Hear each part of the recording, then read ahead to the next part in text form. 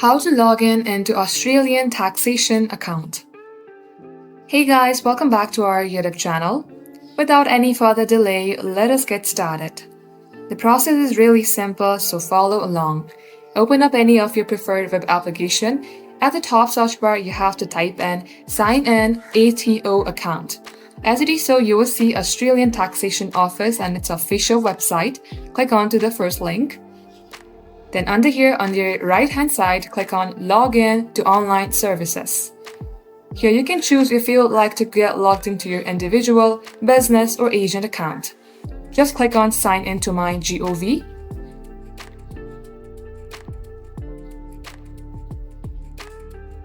Then you will get redirected onto this page.